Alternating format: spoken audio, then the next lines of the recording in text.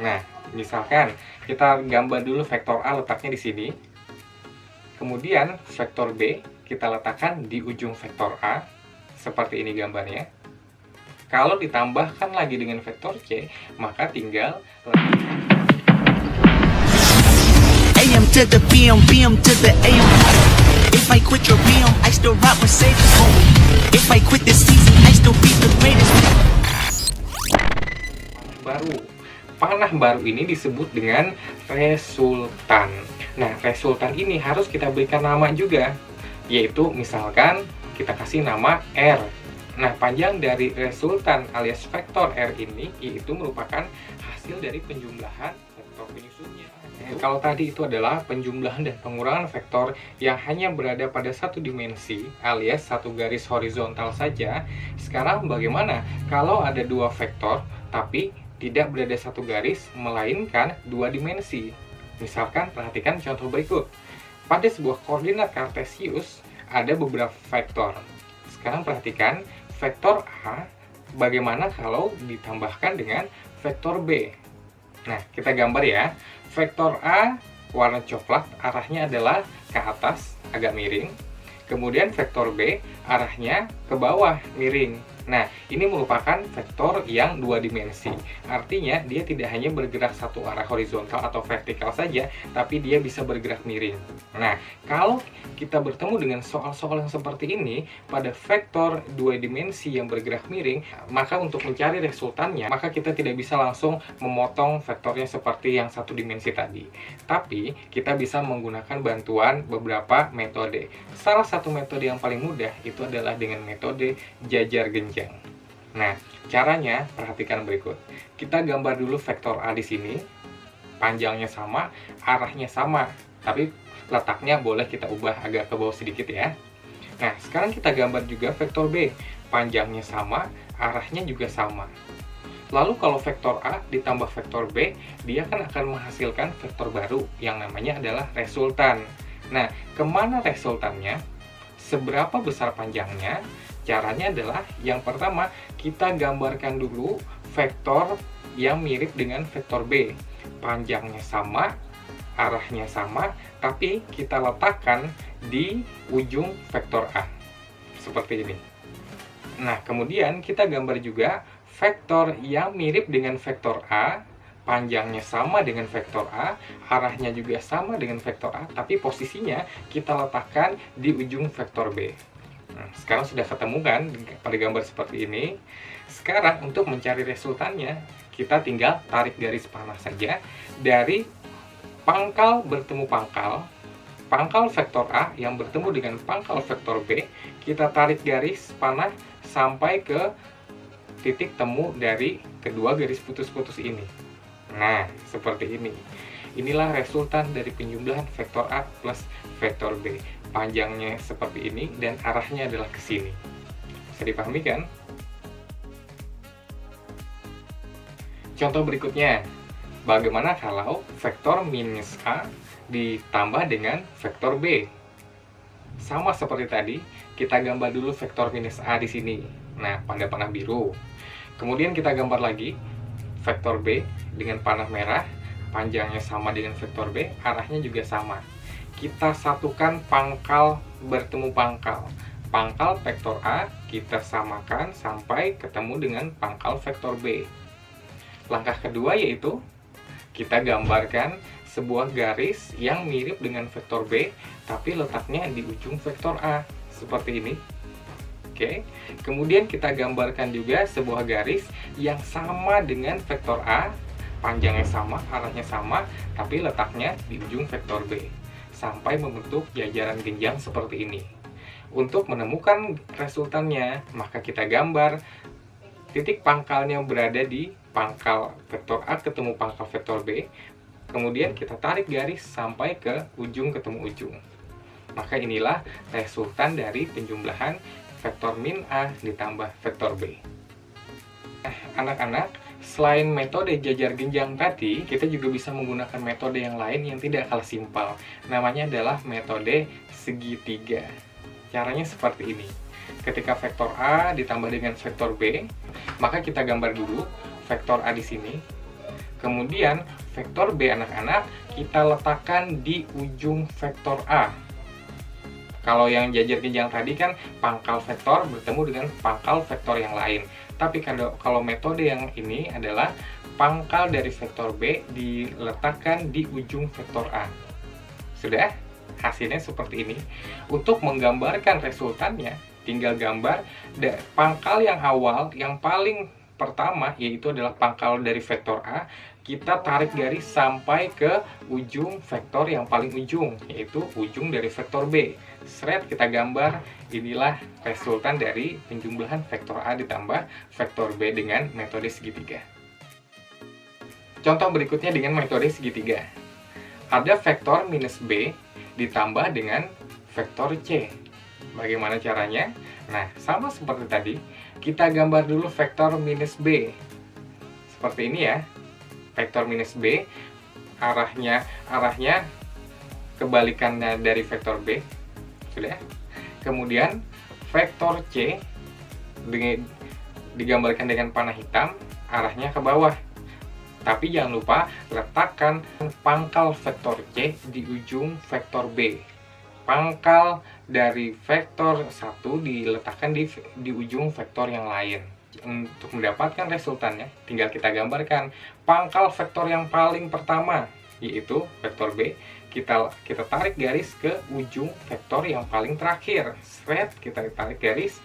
Dan inilah resultan dari hasil penjumlahan vektor min B ditambah C. Itu kan kalau ada penjumlahan dari 2 vektor. Kalau 3 vektor, apakah bisa ditambahkan? Jawabannya adalah bisa. Contohnya seperti ini.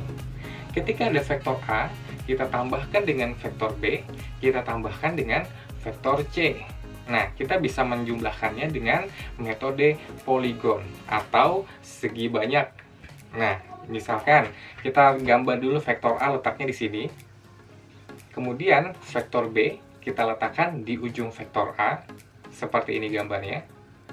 Kalau ditambahkan lagi dengan vektor C, maka tinggal letakkan pangkal vektor C di ujung vektor B. Seperti ini.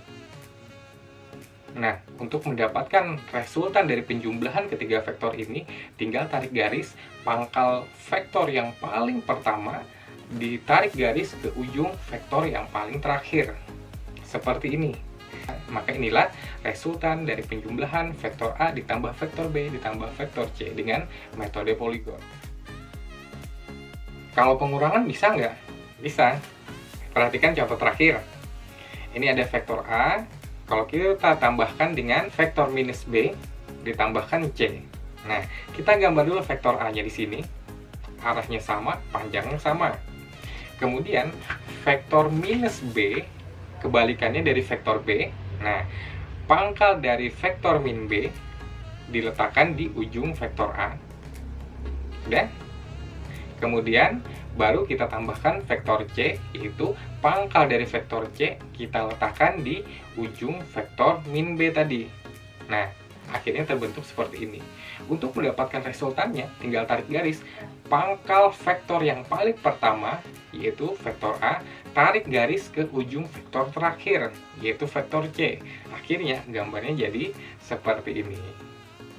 Nah, anak-anak, metode-metode untuk menemukan resultan alias hasil dari penjumlahan beberapa vektor tadi dengan menggunakan metode jajar genjang, segitiga, ataupun poligon itu bisa dilakukan untuk mendapatkan gambar dari resultan vektornya. Nah, dengan gambar tadi, otomatis kita sudah tahu, oh arahnya ternyata ke sini nih, kalau dari gambar. Nah, sekarang, kalau vektor itu selain memiliki arah, juga memiliki nilai alias memiliki angka, maka kita juga harus menghitung berapa sih nilai angkanya, berapa sih panjang dari vektornya tadi.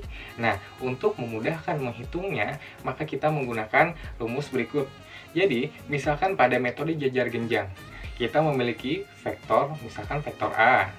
Kemudian, kita juga memiliki vektor yang kedua, yaitu vektor B. Vektor A dan vektor B itu diapit dengan sudut alfa, misalkan. Kemudian, kalau kita ingin mencari panjang resultannya, maka kita tinggal menggambarkan dengan metode jajar genjang. Tinggal digambarkan garis yang memiliki panjang dan arah yang sama dengan vektor B, kita letakkan di ujung vektor A.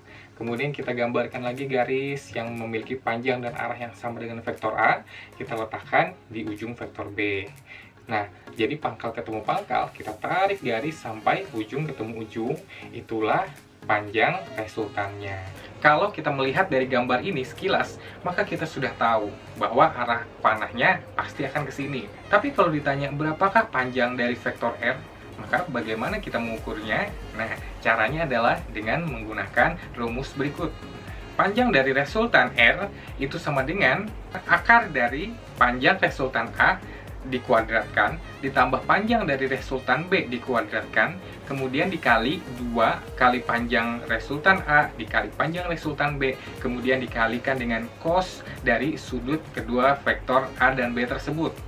Atau singkatnya ditulis R sama dengan akar dari A kuadrat ditambah B kuadrat ditambah 2 kali A kali B cos alfa. Sedangkan untuk mengetahui arah dari resultan R terhadap sumbu X, ini berapa derajat sih sebenarnya? Misalkan namanya adalah beta, maka kita bisa menghitungnya dengan rumus sebagai berikut. Beta sama dengan sin pangkat min 1, panjang vektor A dikalikan dengan sin alfa dibagi dengan panjang dari R tersebut. Agar lebih memahaminya, perhatikan contoh berikut ya. Dua buah vektor, kita beri nama vektor A dan vektor B, masing-masing panjangnya 3 Newton dan 4 Newton. Dan sudut kedua vektor tersebut adalah 90 derajat. Berarti vektor A dan vektor B itu adalah tegak lurus. Kemudian di soal diminta, gambarkan resultan kedua vektor tersebut. Caranya gampang, seperti yang Bapak jelaskan sebelumnya tadi. Kita gambar dulu vektor A sepanjang ini, kemudian kita gambar vektor B sepanjang ini, kemudian kita gambar garis yang panjangnya dan arahnya sama persis dengan vektor B, kita letakkan di ujung vektor A, dan juga sebaliknya, kita gambar garis yang sama persis dengan vektor A, kita letakkan di ujung vektor B. Kita lihat pangkal ketemu pangkalnya ada di sini, kemudian kita tarik garis sampai ke ujungnya. Inilah resultannya, kita berikan nama R, yang itu merupakan hasil penjumlahan dari vektor A ditambah vektor B. Gampang bukan? Kemudian di soal juga meminta, hitunglah panjang resultan dari penjumlahan kedua vektor tersebut. Caranya gampang, kita tinggal masukkan rumus yang tadi, R sama dengan akar dari A kuadrat ditambah B kuadrat ditambah 2 kali A kali B kali cos alfa. Karena A sama dengan 3 Newton dan B sama dengan 4 Newton, maka kita masukkan saja angkanya. R sama dengan akar dari 3 kuadrat ditambah 4 kuadrat ditambah 2 kali 3 kali 4 dikali cos 90 derajat. Maka penghitungan matematikanya, R sama dengan akar dari 9 ditambah 16. Kemudian karena cos 90 nilainya adalah 0, maka 2 dikali 3 dikali 4 dikali 0, hasilnya pasti juga 0. Maka bisa dihapus. Jadi R-nya itu sama dengan akar dari 25, maka panjang dari resultan R itu adalah 5 Newton. Sekarang pertanyaan ketiga, kemanakah arah dari resultan R? Untuk mengetahuinya, kita harus menghitung besar sudut yang dibentuk antara resultan dengan sumbu X. Caranya adalah, misalkan sudut yang dibentuk itu kita beri nama beta, maka beta sama dengan sin pangkat minus 1 dikali panjang dari vektor B dikali sinus vektor A dibagi panjang dari resultan R. Tinggal kita masukkan saja, beta sama dengan sin pangkat minus 1 dikali 4 dikali sin 90 dibagi 5. Jadi beta sama dengan sin pangkat min 1 dikali 0,8, maka menghasilkan sudutnya beta adalah 53 derajat. Gampang kan? Baiklah anak-anak, itulah tadi penjelasan tentang metode penjumlahan beberapa vektor, yaitu metode segitiga, jajar genjang, dan poligon, bagaimana kita mencari panjangnya, dan bagaimana kita mencari arah dari vektor tersebut. Semoga bisa dipahami ya. Kalau masih ada yang ditanyakan, boleh tuliskan pertanyaan kalian di kolom komentar, nanti akan kita bahas. Jangan lupa tetap subscribe channel ini, karena setelah ini masih ada video-video lanjutan tentang materi vektor dan materi-materi fisika yang lainnya yang bermanfaat untuk pelajaran kalian. Terima kasih dan sampai jumpa.